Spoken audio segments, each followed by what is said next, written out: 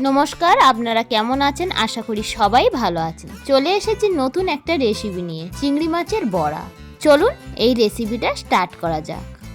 এখানে প্রথমে চিংড়ি মাছ নিয়ে নিয়েছি। দেখুন তো এটা কি চিংড়ি? এটা হচ্ছে দেশি চিংড়ি, মানে পুকুরের চিংড়ি।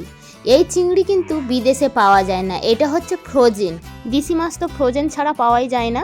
এখানে ফ্রোজেন ইলিশ মাছটাও ফ্রেশ পাওয়া যায় না, ফ্রোজেনই পাওয়া যায়। ফার্স্ট টাইম ট্রাই করব। তা ফার্স্ট টাইম কিনলাম আর রেসিপি করেও দেখাবো, আর এর টেস্টটাও কেমন সেটাও আপনাদেরকে জানাবো। ফ্রোজেন চিংড়িটা বার করে প্রথমে জলেতে দিয়ে রেখেছিলাম, তারপরে জল ঝারিয়ে এবার চিংড়ি মাছগুলো কেটে নিচ্ছি।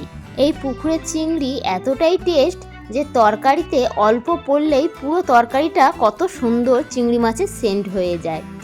এই চিংড়ি মাছ দেশে থাকতে খুবই খেতাম, কিন্তু এখানে তো পাওয়া যায় না। আর এই চিংড়িগুলো নিয়ে নিয়েছি, কাঁচি দিয়ে এর সুরগুলোকে কেটে দিচ্ছি। এইভাবে সবগুলো কেটে নেব। চিংড়ি মাছগুলোকে সব কেটে ধুয়ে নিয়েছি। চিংড়ি মাছে বড়া বানানোর জন্য প্রথমে স্বাদ মতন নুন দিয়ে দিচ্ছি, হলুদ দিয়ে দিচ্ছি। ঝালের জন্য এখানে কাঁচা লঙ্কা দিয়ে দিচ্ছি, আপনারা চাইলে গুঁড়ো লঙ্কা দিয়ে দিতে পারেন। আর দিয়ে দিচ্ছি রসুন কুচি, আর এখানে দিয়ে দিচ্ছি পেঁয়াজ কুচি, আর এখানে গ্রেট করা আলু দিয়ে দিলাম, আর এখানে বেসন দিয়ে দিচ্ছি 4 চামচ মতন। সব উপকরণ দেওয়া হয়ে গেছে, এবার ভালো করে মাখিয়ে নেব। সামান্য জল দিয়ে দিচ্ছি, দিয়ে ভালো করে মাখিয়ে নিচ্ছি। মাখা হয়ে গেছে। আর এদিকে ওভেনে প্যান বসিয়ে দিয়েছি, প্যান গরম হতে সর্ষের তেল দিয়ে দিলাম। তেলটাকে প্যানের চারিদিকে করে দিলাম। তেল গরম হয়ে গেছে, বড়া শেপ করে সব দিয়ে দেব।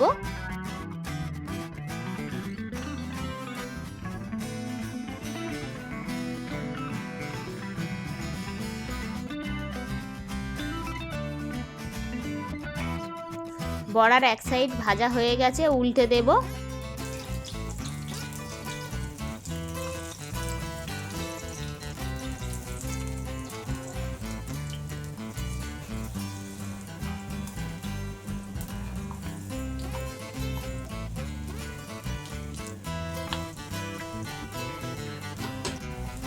সময় ধরে বড়াগুলোকে উল্টে পাল্টে ভেজে নিতে হবে। এই সময় গ্যাসের ফ্লেমটা লো টু মিডিয়ামে রাখতে হবে। হাই ফ্লেমে দিলে ভিতরে কাঁচা থেকে যাবে আর উপরে পুড়ে যাবে।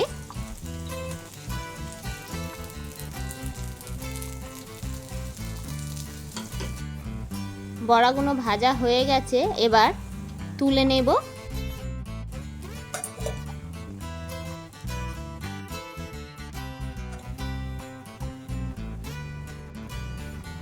আর যেসব বড়া ভাজতে বাকি আছে সেগুলো দিয়ে দিচ্ছি।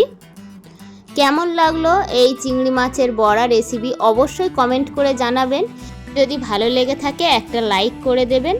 সত্যি কথা বলতে ফ্রোজেন চিংড়ি এত সুন্দর টেস্ট হবে, একদম ফ্রেশ চিংড়ির মতন টেস্ট। এবার তাহলে ফ্রোজেন ইলিশটা খেয়ে দেখবো আর রেসিপি আপনাদের সাথে শেয়ার করব।